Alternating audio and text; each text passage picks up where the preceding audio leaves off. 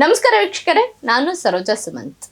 Big Boss season 12 ಇನ್ನೇನು ಮುಗಿಯುವ ಹಂತಕ್ಕೆ ಬಂದಿದೆ. ಇನ್ನು 3 ವಾರದಲ್ಲಿ ಬಿಗ್ ಬಾಸ್ ಮುಗಿದು ಕಪ್ಪೆತ್ಕೊಂಡು 50 ಲಕ್ಷ ತಗೊಂಡು ಅಲ್ಲಿನ ಸ್ಪರ್ಧಿ ಯಾರಾದ್ರೂ ಒಬ್ಬರು ಸ್ಪರ್ಧಿ ಮನೆಗೆ ಹೋಗ್ತಾರೆ. ಅಂದ್ರೆ ಎಲ್ಲ ಬಿಗ್ ಬಾಸ್ ಕಂಪ್ಲೀಟ್ ಆಗಿ ಮುಗಿಯುತ್ತೆ. ಈ ಒಂದು ಕಪ್ಪು 50 ಲಕ್ಷ ದುಡ್ಡನ್ನ ಯಾರಾದ್ರೂ ಒಬ್ಬರು ತಗೊಳ್ಳೋದಕ್ಕೆ ಸಾಧ್ಯ ಆಗುತ್ತೆ. ಅದರಲ್ಲೂ ಈ ಬಾರಿಯ ಬಿಗ್ ಬಾಸ್ನಲ್ಲಿ ಗಿಲ್ಲಿ ಅಥವಾ ಅಶ್ವಿನಿ ಇಬ್ಬರಲ್ಲಿ ಯಾರು ವಿನ್ ಆಗ್ತಾರೆ ಅನ್ನೋದೇ ಕುತೂಹಲಕಾರಿಯಾದಂಥ ವಿಚಾರವಾಗಿದೆ. ಪ್ರತಿ ವರ್ಷ ಕೂಡ ಬಿಗ್ ಬಾಸ್ ಶುರುವಾದ ಮೇಲೆ ಎಲ್ಲರೂ ಕೂಡ ಒಂದು ಗೆಸ್ ಮಾಡ್ತಾರೆ, ಏನು ಆರಂಭದಿಂದ ಯಾರ ಗ್ರಾಫ್ ಚೆನ್ನಾಗಿರುತ್ತೆ, ಯಾರು ಚೆನ್ನಾಗಿ ಆಡ್ತಾ ಇದ್ದಾರೆ, ಹಾಗೆ ಜನರ ಪ್ರೀತಿಯನ್ನು ಯಾರು ಗಳಿಸ್ತಾ ಇದ್ದಾರೆ, ಯಾರು ಓಟನ್ನು ಹೆಚ್ಚಿಗೆ ತಗೊಳ್ತಾ ಇದ್ದಾರೆ ಅನ್ನೋದು ಕಾಮನ್ ಆಗಿ ಜನಸಾಮಾನ್ಯರಿಗೆ ಅದು ಗೊತ್ತಾಗ್ಬಿಡುತ್ತೆ. ಹೀಗಾಗಿ ಒಂದು ಅಂದಾಜನ್ನ ಮಾಡ್ತಾರೆ, ಇವರೇ ಗೆಲ್ಲಬಹುದು ಅಂತ. ಆದರೆ ಎಷ್ಟೋ ಸೀಸನ್ನಲ್ಲಿ ಜನ ನಿರೀಕ್ಷೆ ಮಾಡಿದಂತಹ ಸ್ಪರ್ಧಿ ಗೆದ್ದೇ ಇಲ್ಲ, ಅದು ಬೇರೆ ಮಾತು ಬಿಡಿ. ಈ ವರ್ಷ ಅಂದರೆ ಏನು ಬಿಗ್ ಬಾಸ್ 12 ಸೀಸನ್ ನಡೀತಾ ಇದೆಯಲ್ಲ, ಇದರಲ್ಲಿ ಕೂಡ ಸಾಕಷ್ಟು ಕುತೂಹಲ ಇದೆ.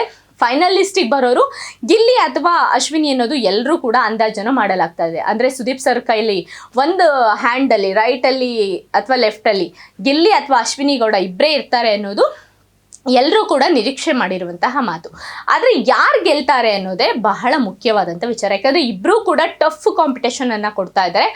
ಒಂದು ಕಡೆ ಗಿಲ್ಲಿ ತನ್ನ ಕಾಮಿಡಿ, ತನ್ನ ಏನು ಅಲ್ಲಿನ ಇದು ಪಂಚು ಡೈಲಾಗ್ಗಳ ಮೂಲಕವೇ ಸಿಕ್ಕಾಪಟ್ಟೆ ಫೇಮಸ್ ಆಗಿದ್ದಾರೆ. ಆ ಪಂಚು ಡೈಲಾಗು ಮತ್ತು ಟ್ರಿಗರ್ ಮಾಡೋ ಅಂಥ ಅಪೋಸಿಟ್ ಕ್ಯಾಂಡಿಡೇಟ್ ಯಾರು ಅಂತಂದರೆ ಅಶ್ವಿನಿ ಗೌಡ ಇಲ್ಲ ಅಂತ ಅಂದಿದ್ರೆ ಮೇ ಬಿ ಗಿಲ್ಲಿ ಅವರ ಪಂಚು ಡೈಲಾಗು ಅಥವಾ ಗಿಲ್ಲಿ ಮಾಡ್ತಾ ಇದ್ದಂತಹ ತಮಾಷೆ, ರೇಗಿಸ್ತಾ ಇದ್ದಂಥ ವಿಚಾರ ಸ್ವಲ್ಪ ಕಡಿಮೆ ಆಗ್ತಿರ್ತೇನೋ.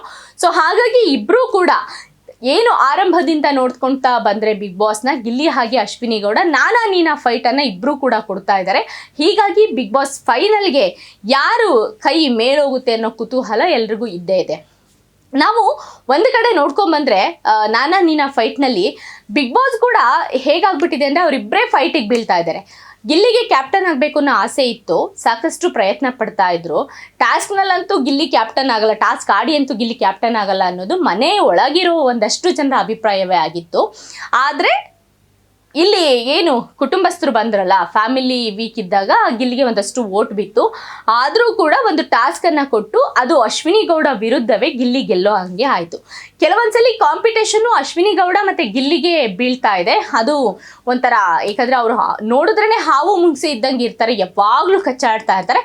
ಆದರೂ ಮತ್ತೆ ಮತ್ತೆ ಮತ್ತೆ ಅವರಿಬ್ಬರ ಮಧ್ಯೆನೇ ಕಾಂಪಿಟೇಷನ್ಸ್ ಶುರುವಾಗ್ತಾ ಇದೆ. ಹೀಗೆ ಅಂದಿನಿಂದ ಇಂದಿನವರೆಗೂ ಕೂಡ ಏನು ಅರಮನೆಗೆ ರಾಣಿಯಾಗಿ ಬಂದ್ರಲ್ವಾ ಅಶ್ವಿನಿ ಗೌಡ, ಅಲ್ಲಿಂದ ಇಲ್ಲಿವರೆಗೂ ಕೂಡ ಗಿಲ್ಲಿಗೂ ಮತ್ತು ಅಶ್ವಿನಿಗೂ ಹಾವು ಮುಂಗ್ಸಿ ನೀರು ಎಣ್ಣೆ ಇದ್ದಂತೆ ಅಂತಾರಲ್ಲ, ಆ ರೀತಿ ಆಗೋಗ್ಬಿಟ್ಟಿದೆ. ಇನ್ನೇನು 3 ವಾರಗಳು ಮುಕ್ತಾಯ ಆಗಿ ಬಿಗ್ ಬಾಸ್ ಕೂಡ ಮುಗಿತಾ ಬರುವ ಹಂತದಲ್ಲೂ ಕೂಡ ಇಬ್ಬರು ನಾನಾ ನೀನಾ ಅನ್ನೋ ಫೈಟನ್ನು ನಿಲ್ಲಿಸದಂತೆ ಕಾಣಿಸ್ತಾ ಇಲ್ಲ. ಕಳೆದ ಕೆಲವು ತಿಂಗಳ ಹಿಂದೆ, ಒಂದಷ್ಟು ದಿನಗಳ ಹಿಂದೆ ಇವರಿಬ್ಬರನ್ನ ನೋಡೋದಾದರೆ ಹೇಗಿತ್ತು ಇವರಿಬ್ಬರ ನಡುವೆ ಬಾಂಧವ್ಯ ಅಂತ ಅಂದರೆ, ಒಬ್ರಿಗೊಬ್ರು ಸಪೋರ್ಟ್ ಮಾಡ್ತಾ ಇದ್ರು, ಒಬ್ರಿಗೊಬ್ರು ಬಿಟ್ಕೊಡ್ತಾ ಇರಲಿಲ್ಲ. ಗಿಲ್ಲಿ ಅಂದರೆ ಗಿಲ್ಲಿ ಪರವಾಗಿ ಕೂಡ ಅಶ್ವಿನಿ ಗೌಡ ಮಾತಾಡ್ತಾ ಇದ್ರು, ಜೊತೆಗೆ ಅಶ್ವಿನಿ ಗೌಡ ಪರವಾಗಿ ಗಿಲ್ಲಿ ಕೂಡ ಮಾತಾಡ್ತಾ ಇದ್ರು. ಜೊತೆಗೆ ಒಳ್ಳೆ ಡ್ಯಾನ್ಸ್ ಕೂಡ ಆಡಿದ್ರು ಇಬ್ರು ಸೇರಿಕೊಂಡು, ಅದು ಕೂಡ ಒಂದೊಳ್ಳೆ ಮನೋರಂಜನೆಯನ್ನು ಕೊಟ್ಟಿದ್ರು. ಒಂದಷ್ಟು ದಿನಗಳ ಕಾಲ ಅಶ್ವಿನಿ ಸ್ವಲ್ಪ ಸಾಫ್ಟ್ ಆಗಿಬಿಟ್ಟಿದ್ರು, ಸೈಲೆಂಟಾಗಿ ಕೂತ್ಕೊಂಡಿದ್ರು.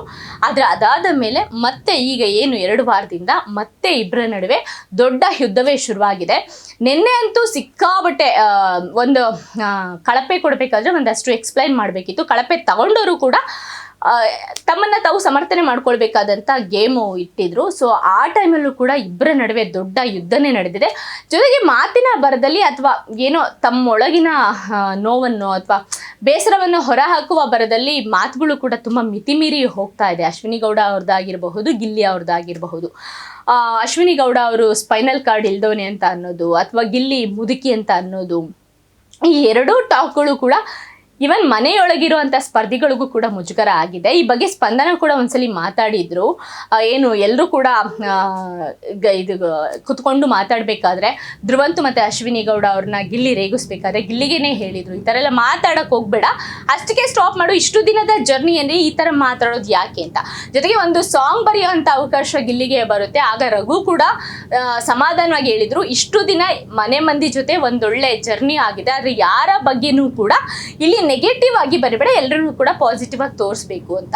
ಆದ್ರೆ ಅದ್ ಯಾಕೋ ಏನೋ ಗಿಲ್ಲಿ ಮತ್ತೆ ಅಶ್ವಿನಿ ಗೌಡ ಎದುರು ಬದ್ರ ಆದ್ರೆ ಸಿಕ್ಕಾಬಿಟ್ಟೆ ದೊಡ್ಡ ಮಟ್ಟದಲ್ಲಿನೇ ಜಗಳ ಆಡ್ತಾರೆ, ದೊಡ್ಡ ಮಟ್ಟದಲ್ಲಿ ಪದ ಬಳಕೆ ಕೂಡ ಆಗ್ತಾ ಇದೆ. ಇವತ್ತಿನ ಪ್ರೋಮೋದಲ್ಲಿ ನಾವು ನೋಡ್ತಾ ಇದ್ರೆ ಸುದೀಪ್ ಸರ್ ಇದೇ ವಿಚಾರವಾಗಿ ಇವತ್ತು ಮಾತಾಡ್ತಾರೆ ಅನ್ನೋದು ಕೂಡ ಗೊತ್ತಾಗ್ತಾ ಇದೆ. ವೀಕೆಂಡ್ ಅಲ್ಲಿ ಸುದೀಪ್ ಸರ್ ಮಾತಾಡೋ ವಿಚಾರಕ್ಕೆ ಸಾಕಷ್ಟು ಜನ ಬಿಗ್ ಬಾಸ್ ಅನ್ನ ನೋಡ್ತಾರೆ, ಯಾರಿಗೆ ಕ್ಲಾಸ್ ತಗೊಳ್ತಾರೆ ಅನ್ನೋದು ಇಲ್ಲಿ ಬಹಳ ಮುಖ್ಯವಾಗಿ ಬೇಕಾಗುತ್ತೆ. ಸೊ ಇವತ್ತಿನ ಪ್ರೋಮೋದಲ್ಲಿ ಅಶ್ವಿನಿ ಗೌಡ ಅವರ ಸ್ಪೈನಲ್ ಕಾರ್ಡ್ ಇಲ್ದವನೆ ಅನ್ನೋ ಮಾತು, ಹಾಗೆ ಗಿಲ್ಲಿಯ ಒಂದಷ್ಟು ಟಾಕ್ ಇರೋಂಥ ಪ್ರೋಮೋ ಓಡಾಡ್ತಾ ಇದೆ.